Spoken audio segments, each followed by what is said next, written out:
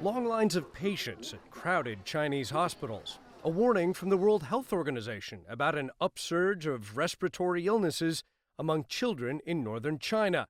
And administrators from several pediatric hospitals in and around the Chinese capital saying the spike in patients exceeded their capacity. Should people be worried?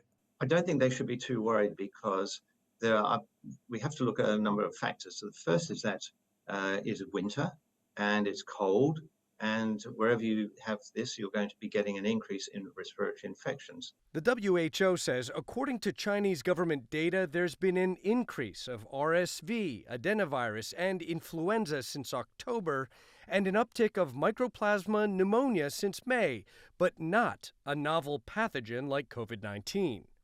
Chinese health officials reported the increases to the WHO, but are downplaying the severity of this strain of pneumonia, which the WHO says can be treated with antibiotics.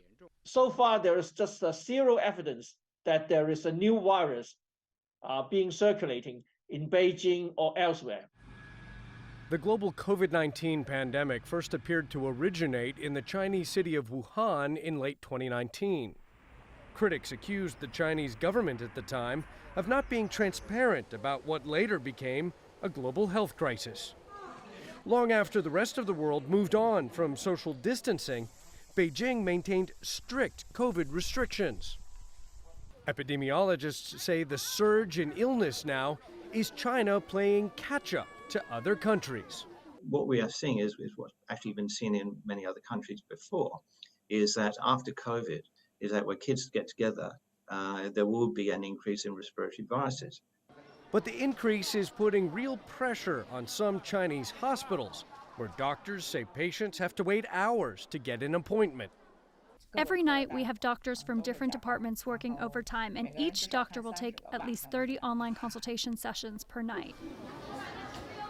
Due to China's relatively underdeveloped primary care system, hospital emergency rooms often serve as the first point of contact for patients with even mild illness. So during flu season in China, scenes like this aren't unusual. Even when they're sick and receiving an IV drip, children are expected to do their homework. Health officials are urging parents not to rush their kids to children's hospitals in China's first winter since COVID. Ivan Watson, CNN, Hong Kong.